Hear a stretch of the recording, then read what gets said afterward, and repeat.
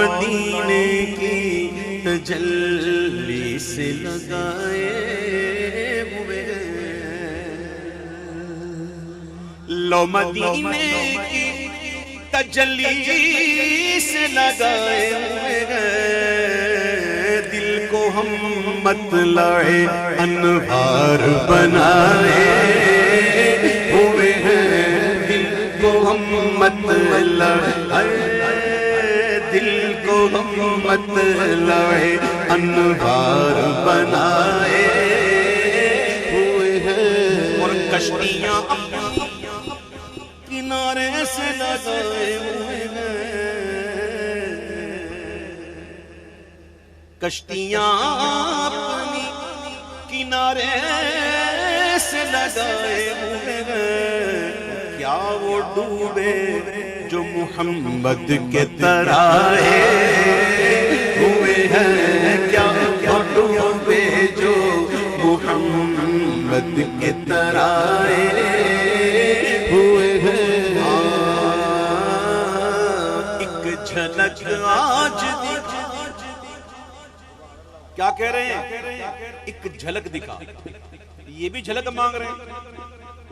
کیوں دادا نے بھی جھلک مانگی تھی یہ بھی جھلک مانگ رہے ہیں دادا نے بھی جھلک مانگی تھی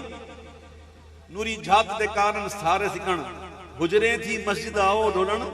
نوری جھات دے کارن سارے سکن دو جگ اکھیاں رات فرش کرن سب انس و ملک ہورا پریاں لاہوں مخت و مخطط مردے یمن من بھاوری جھلک دکھاؤ سجن او مٹھیاں گالیاں لاؤ مٹھن جو ہمارا وادی سن کریاں تو جھلک مانگی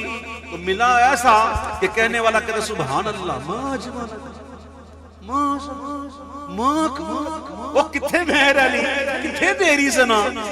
گستاخ اکھی کتھے جا رہی ہیں وہ مانگو اپنے حساب سے وہ دیں گے اپنے شان سے بے شک ہاں قطرہ مانگے جو کوئی تو سے دریا دے دے کہتے ہیں کہ ایک جھلک آج دکھا گنبد خضرا کے مکین کچھ بھی ہے دور سے دیدار کو آئے ہوئے ہیں کچھ بھی ہے دور سے دیدار کو آئے ہوئے ہیں اور سر پہ رکھ دیجئے ذرا دست تسلی آقا بڑا ذوق دیتا ہے یہ شعر سمجھنے والے سمجھتے ہیں امام اہل سنت کہتے ہیں میرے اعلیٰ حضرت کہتے ہیں کہ گر لب پاک سے اقرار شفاعت ہو جائے گر لب پاک سے اقرار شفاعت ہو جائے یوں نہ بے چین رکھے جوشش اسیاں یوں نہ بے چین رکھے جوشش اسیاں ہم کو تو کہنے والا کہتا ہے کہ سر پہ رکھ دیجئے ذرا دست تسلی آقا غم کے مارے گئے گناہوں کے ستائے ہوئے ہیں غم کے مارے گئے گناہوں کے ستائے ہوئے ہیں غم کے مارے گئے گناہوں کے ستائے ہوئے ہیں معاملہ عجب ہے عاشقوں کا معاملہ عجب ہے یہ سن لو عشق ایسی چیز ہے جو سمجھ میں نہیں آتی ایک بہت ہی بڑے مشہور بزرگ ہیں جو سیدی اعلیٰ حضرت کے اہم اثر تھے اور وہ بھی مجدد تھے حضرت علامہ یوسف نبہانی رحمۃ اللہ علیہ بہت بڑے بزرگ اور عرب میں انہوں نے بڑا کام کیا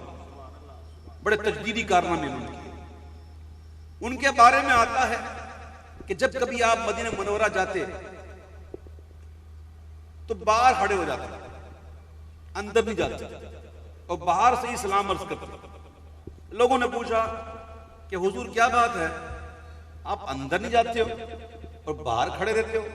تو انہوں نے جواب دیا نا وہ کمال کا جواب دیا وہ کہا بات اصل یہ ہے کہ کتوں کا کام جو ہے نا گھر کے اندر نہیں باہر ہوتا ہے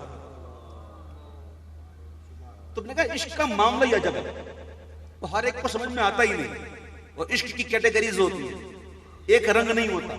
کئی رنگ ہوتے ہیں، کوئی کس رنگ میں، کوئی کس رنگ میں، کوئی کس کیفیت میں، کوئی کس کیفیت میں۔ پیر نصیر الدین نصیر کہتے ہیں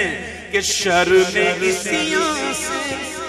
نہیں سامنے آیا جاتا، شرم عصیاں سے نہیں سامنے آیا جاتا،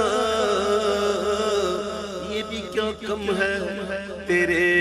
شہر میں آئے ہوئے ہیں، یہ بھی کیا کم ہے، یہ بھی کیا کم ہے تیرے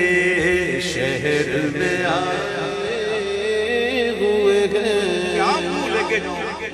کیا منہ دکھاؤں، نہ کوئی عمل ہے سنانے کے قابل، نہ منہ ہے تمہارے دکھانے پر لگاتے ہو اس کو بھی سینے سے آتا جو ہوتا نہیں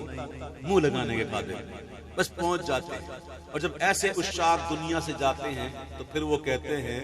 کہ قبر کی نیند سے اٹھنا کوئی آسان نہ تھا، کیسی نیند نمت العروس، ایسے سو جا جسے دلہن سو آئے، ایسی نیند مل گئی، اور ایسی نیند ملی کیسے؟ خاک ہو کر عشق میں آرام سے سونا ملا، جان کی اکسیر ہے الفت رسول اللہ کی، جو حضور کے عشق میں مر جاتے ہیں انہیں ایسی نیند ملتی ہے۔ پھر کہتے ہیں کہ قبر کی نیند سے اٹھنا کوئی آسان نہ تھا، ہم تو محشر میں انہیں دیکھنے آئے ہوئے ہیں، ہم تو محشر میں انہیں دیکھنے آئے ہوئے ہیں۔ اے حاضر و ناظر نور و بشر و غیب کو چھوڑ،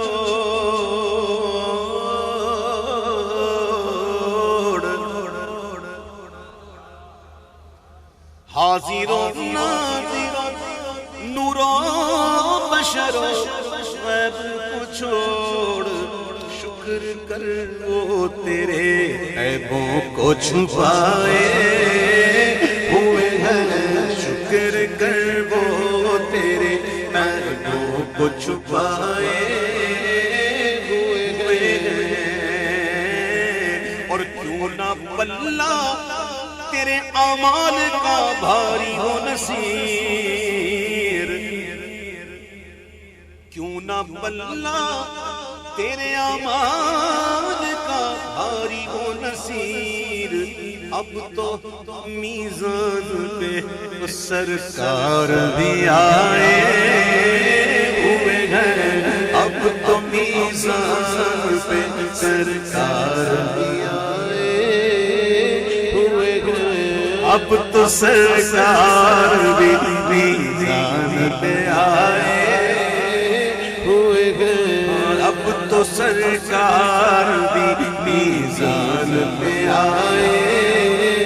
ہوئے ہیں۔ تجھ سا سیاہ کا کارکن ان سا شفیع ہے کہاں، پھر وہ تجھی کو بھول جائے، دل یہ تیرا گمان ہے، اب تو سرکار بھی میزان پہ آئے ہوئے ہیں۔ نصیر ان کے سوا کون ہے رسول ایسا، نصیر ان کے سوا کون ہے رسول ایسا، جو بخشوانے کو آئے تو بخشوا کے چلے، اب تو میزان پہ سرکار بھی آئے